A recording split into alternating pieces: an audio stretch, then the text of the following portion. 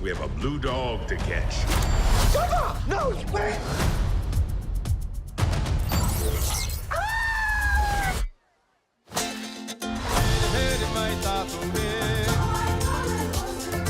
All right, so Ricardo, you will talk about Lilo and Stitch.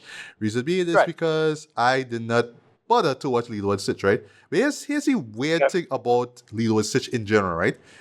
I don't know, maybe it was just how that's my that's what my upbringing, but that's how I was looking at Disney films, especially in the early 2000s, right?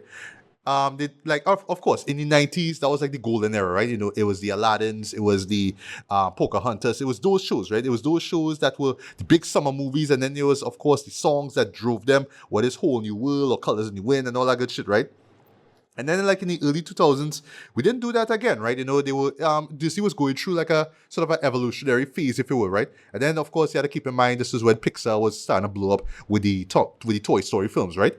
You know, so when it came to Lilo and Stitch, I did not go out of my way to see it, right? Just because it just didn't interest me, right? Okay, little Hawaiian girl meet this blue alien, all right? Okay, that's it, all right? Okay. That was it. Like it just didn't rope me from the jump, right? So it took me I think it's when it actually showed on the Disney Channel, believe it or not, right? That's when I actually sat down to watch it. It's like, all right, that was cool. I don't love it, I don't hate it, but it was cool. It was cool. It was a terrible film, right? But admittedly, it was not a show that I bothered to rewatch, right? And for me, I could say that goes into the argument of, okay, so when it comes to Disney animated movies, right? Are they all supposed to have, you know, a special place in your heart? Are you supposed to love them because they're animated and they're from Disney? No, it's just some Disney animated movies really stood out to me, like Lion King, for example, and others just didn't, right? And this was one that just did not stick out to me, right? So I never bothered to rewatch that. I don't know if I think there was a sequel or a prequel or something. I don't remember, right? With the Lilo and Stitch, they made a bunch of like extra content for it. In fact, only in America, like Stitch is really popular outside the United States. You know? Like, you know, he's kind of Disney's mascot over Mickey, I would argue, in certain parts of the world, actually. It's a pretty reasonably popular franchise for what it is and what it's trying to do. Yeah. As it is. Right. I'll wrap up the preamble here, right? Yeah. So when we were hearing about this live action remake, because like, oh Lord, we're doing this. Disney, did you not learn from The Lion King?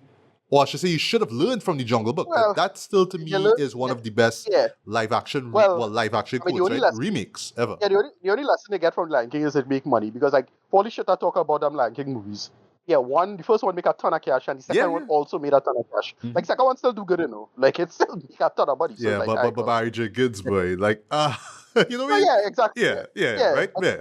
But I don't really mind you get your bag, disappear. Like, you know what I mean? Yeah. You know what I mean? Yeah. Don't be in mainstream again. Go and make your real amazing projects for me to gush over. Please. Of Yes, because we love the guy, right? Yeah. Yeah, right. So I was hearing about this remake, because like, Lilo and Stitch? Like, Lilo and Stitch, you know? I think what took my back, though, was that it wasn't some, like, old film from, like, the 50s or 60s, like the Aristocats or something like that, right? It was a movie from 2001 or 2002, like, okay, all right. But I found out after the fact that it is directed from the guy, I forgot his name right now, apologies, who did Marcel the Shell with Shoes On. And I love that film. I was so surprised at how great that film was. It was one of my favorites when it came out, right? It's like, oh yeah, you know, I would have loved to see how he would have used that, right? Especially with the cooperation of animation and live action. I want to see how he would have used that into this story and how he would modernize or whatnot, right?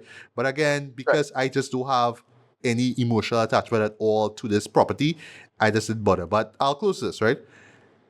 Judging from your review and what other people say about it, I will wait until it comes out on digital or on Disney Plus, and I will check it out for myself. I think that I will actually really, really enjoy the film, but I will have to rewatch the first film. I will do that, right, before jumping into this one. But again, it's just emotional attachment. That's just how it is.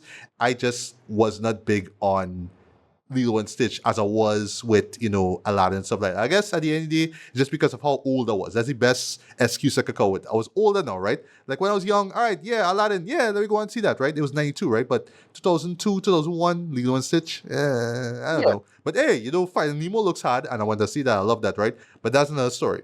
Ricardo, you could just touch on your history, if any, with the old film, and then you could jump into this one here. Oh no, yeah, like I kind of like the original film. It was interesting for what it was at the time. I know they changed a bunch of stuff. Like I think 9/11 affected it because they couldn't do the plane stuff, so they just turned it into a spaceship. They had to like do over stuff in that. I think they changed a scene involving what they call it a dryer or washer. The character they shouldn't do that, so they cut out. That's about it. Yeah, I enjoyed for what it was. So they do Hawaii, they make Hawaiian culture, make it work for what it was. And then the alien stuff was funny, and then most of the characters was funny. And I think this new one, um, you know, was just completely sanitized version of that. Like this new one don't work at all for me. It's same kind of some of the same problems with Lion King, but they change a bunch of shit. They remove certain characters, they combine other characters, and I get why they make some decisions, but most of it don't really work. And then they change like some of the core like character beats, like especially involving Nani and Lilo. I like, all right, why they do this? And yeah, all things considered, I kind of hated it. This is one of those I don't hate it as much as say Lion King, for example, but it still do have that, and I'm not as bad as Snow White, for example, or anything like that, but it still was like kind of pointless. Like I don't know why they made this as it is. Like this don't really work. They made a bunch of weird changes. Like they like take for example Cobra Bubbles. He was a character from that was Ving Rhames, right? They decided to change it to oh gosh, Angela Bassett's husband. I forget his name right now. Courtney B. Vance. He comes in, but like to me, a big part of Cobra Bubbles was his design. The character design is the character, like because he's big and they make a whole thing about it. It's kind of like it's how I feel about this. Is like feel like how I feel about Uncle Phil in Fresh Prince. Like I like the new character, but like the reason why Uncle Phil works is because of his body size and in comparison to Will, and that just that implicit comedic dynamic. They make that work for it is. This they change it and it's like all right, it's still a good character, but any as engaging as the original because of that. That's how I feel about it. Like they change Cobra Bubbles, it's not the same guy. And they just make him not really do anything, and they don't do anything with that. The biggest, most controversial change in this is Nani. Like, so they have Nani actually like give Lilo up for CPS, which was like a big beat that they avoided in the last one. And again, times change, so I get why they might or may not do this, but like the beats don't really work anywhere near as much as the original. And yeah, this don't really work all that good for me. I know there's a short review because like they all the changes that's not interesting and this is kind of put the original into detriment. And it not as charming as the original because if you're doing something in live action, the beats don't work as well. Like seeing Lilo in live action, there's a jarring problem with the conceit. Now, if you could let like characters they emote or how they move in terms of body language, it works a lot better in animation. But just seeing it in live action and just having an animated animal or alien or whatever it is bounce around, it don't really hit the same impact from a visual standpoint. Like this has always been the big problem with these live action remakes. If you're making a change, it had to make sense as to why you're making a change. And you could let us slide with something like Cinderella or Beauty and the Beast or something like that, maybe. But with this, it don't really work as much. And on top of that, they changed Lilo, right? So something that would have worked and make a conceit about Lilo and how Lilo works in live in animation, especially when she was very for a lot of people, she was always very on the spectrum, autistically coded kind of character. It worked there. But in this, it don't work at all because she just come across like an annoying asshole kind of character. Like, oh, this nowhere near as charming or as cute. Seeing it in live action.